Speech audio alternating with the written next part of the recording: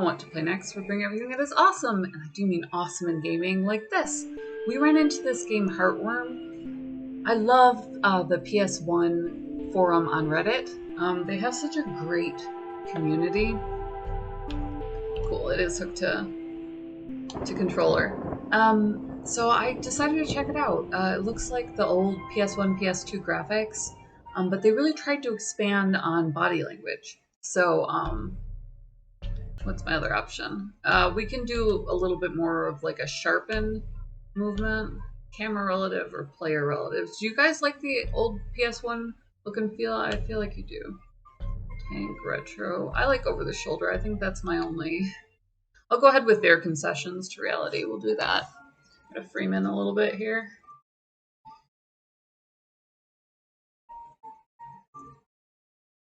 So I don't love this camera angle. I'm gonna have to do something to like elevate.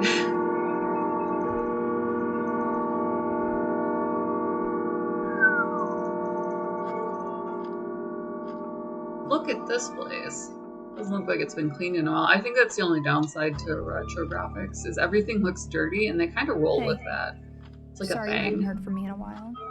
I've been busy trying to find out about this place.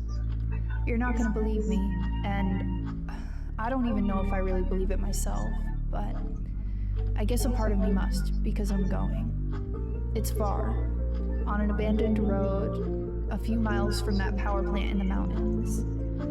It was hard to find anything about it. I started on message boards, and I ended up in a chat room talking with people who know people who Sweetheart, know it's just the people. internet. They said a lot of crazy stuff, but the one thing that they all agreed on is that in that house, there's a room that can take you to the other side, to see the people that you've lost again.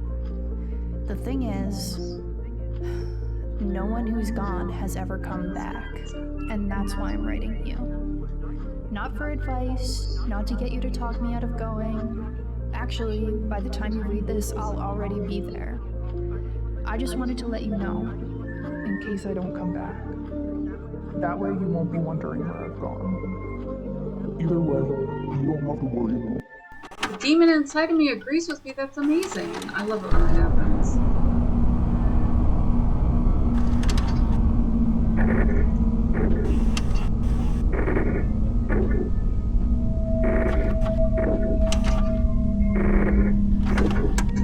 So really great horror aspects. They did a lot that could be classed as horror back in the PS1 days, just as far as Atmo is concerned.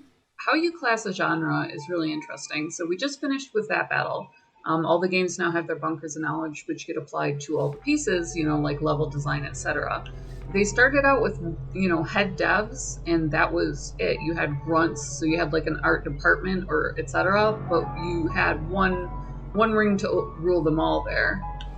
Got it. Survival guide movement.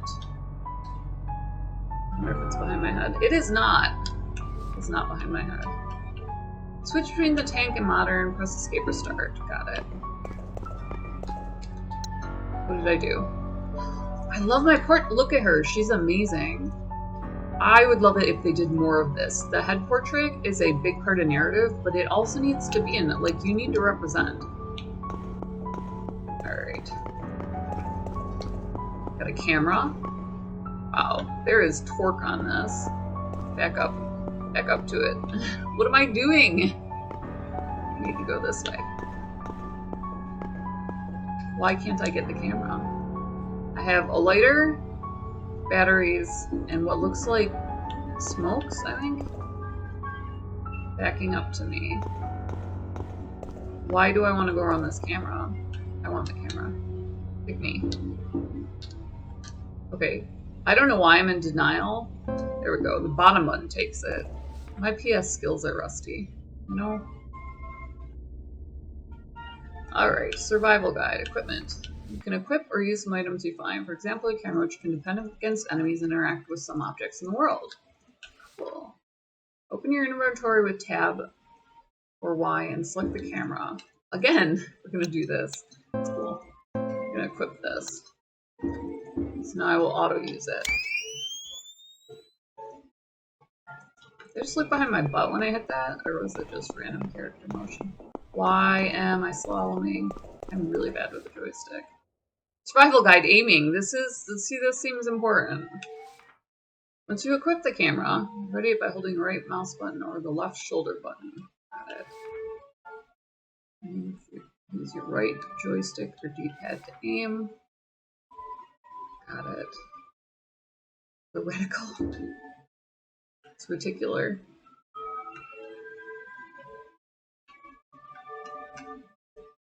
Let's take a picture.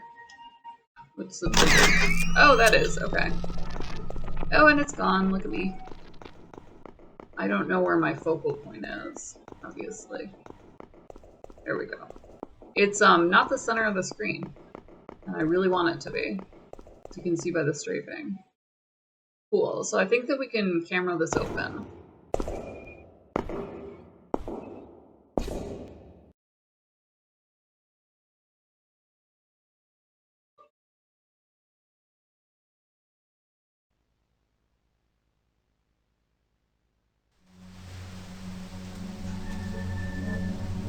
Woo! Holy cow, is that me or someone else? This is dysphoric identity is a symptom of this. I have a band of light right here and it's cutting my hair funny. I'm guessing we're getting a third person angle. They don't seem to be first person centric in these. What happened to my leg? Look at this. Is that tattoos? A map? Autonomy or agency? Which one?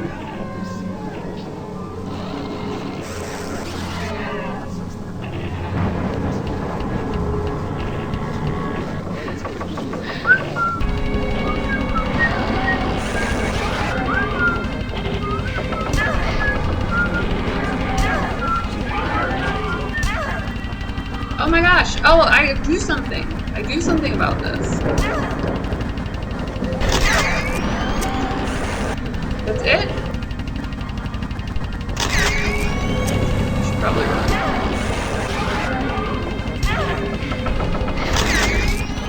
Oh, direct hit! Okay, wow, you really do use that. I die in every video, if you're wondering why I don't rush. It's incumbent on you in a playtest to check the death function. What does the death screen look like? Are they creative, etc.? So, while I blitz through them, I do test that out. Oh no, do we have to go through the intro? That's the only downside of a demo. I might pop out to the Steam page if they do that, because they had 2 really great intro videos. I actually watched them. Some parts. Okay, yeah, we're going to go out to the Steam page. That way we can just get plot in. Let me get this up and running.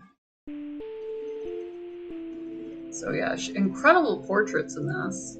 Definitely worth checking out. I try to keep it 10 to 15 minutes, and I know that I'm going to push it with the 2 videos, so hard. But they put a lot of, you know, the heck? Oh.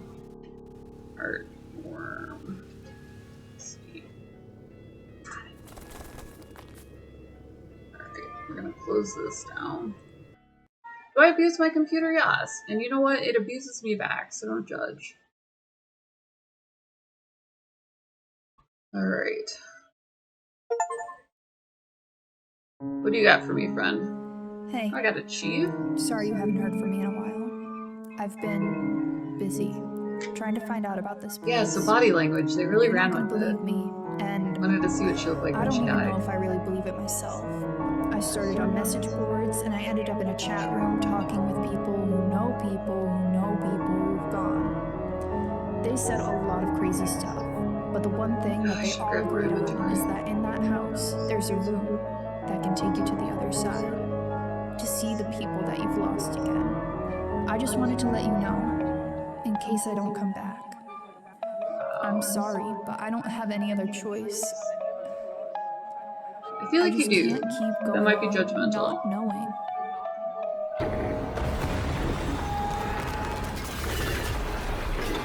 Hello, friend. How's your father?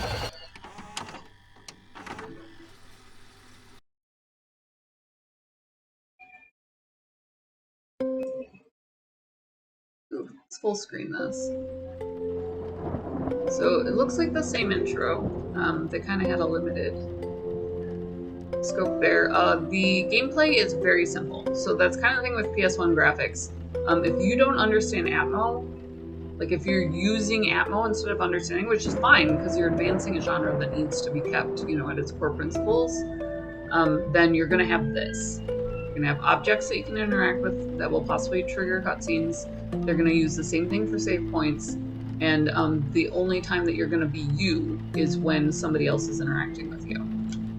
So whether it's the omniscient narrator, you the player, etc., that's when you're going to see the character. Soliloquy, really just going to be there for like thresholds. Oh, a little bit in the way of puzzles. That's awesome. They don't always get to that well. Alone in the Dark really set a precedent for that, where they wanted to give the player interactivity, even though it kind of winds up left to center.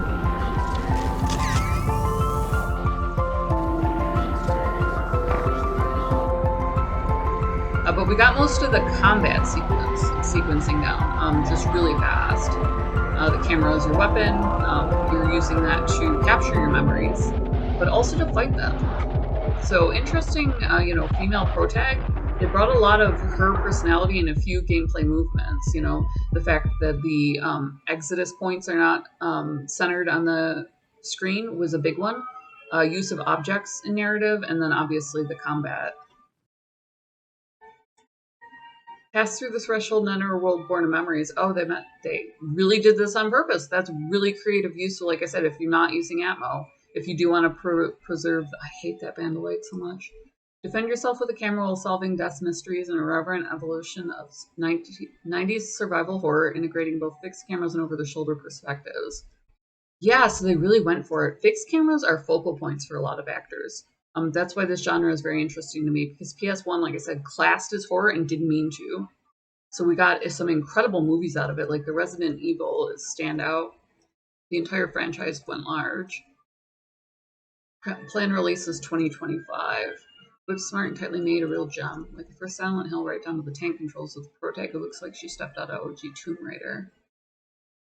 Sam, crushed by the deaths of those closest to her, falls down an internet rabbit hole that promises reunion with those she's lost. Instead, she finds herself at a supposedly supernatural house in the mountains, hoping to find a way to make contact. There tends to be a lot more, like if you felt like the narrative was abrupt or repetitive, it'll flesh it out on the Steam page. I like to follow developers who are up and coming. So this one is independent, looks like it might be Italian. Publisher is DreadXP, that looks vaguely familiar. And then you can also check and see their games. So DreadXP might be, hold on, I don't want other people's gameplay in here. Tends to be proprietary. Amanda the Adventurer. That was big Silvio Blackwaters. I didn't get a chance to really test that, but that was another one that hit our radar. Dread Delusion was their Bethesda-style contribution. Loved My Friendly Neighborhood. We had that one. You're trapped backstage at a PBS-style production company, and you can shoot letters at them.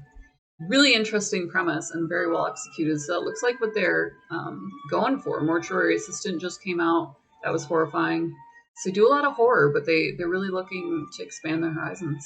Definitely check into them. I mean, if, for instance, a developer hasn't produced much, you can go straight to the publisher and find similar things. So we try to bring you everything that is awesome in gaming. Sometimes we take time out and really just explore how we do that. Other times we focus more on the game. If I do showcase a game up front, it's because I understand that this is a TV style format, and that as people come in and view our channel, they don't necessarily realize that I'm an original beta tester. I'm one of the youngest beta testers in the world.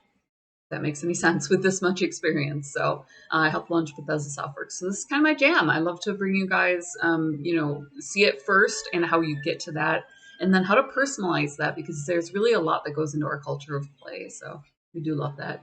Smash subscribe, hit the bell to pop you up a little thumbnail. So if you're into this sort of thing, you would have said indie, and this is how I bring it to you indie. And just to show you the whole thing like it's a gaming showcase, and then that's the star. And that's how I, kind of promote people that I like in a style that I would play, but only on console, for instance. So obviously I'm a PC gamer. So smash the subscribe, hit the bell, hit like. We love you guys. We love that you're always along for the ride. So definitely play along with us. Visit GamerGrind, who we're partnered with. They'll put your logo on merch, or you can get Gamer Coffee shipped to your door. Buy us a coffee on KOFI. Make this chick smile, or support us on Patreon. If you do want to get more about everything that's going on in gaming, we try to keep up with that there. So subscribe, like the bell. We will see you guys in the next video.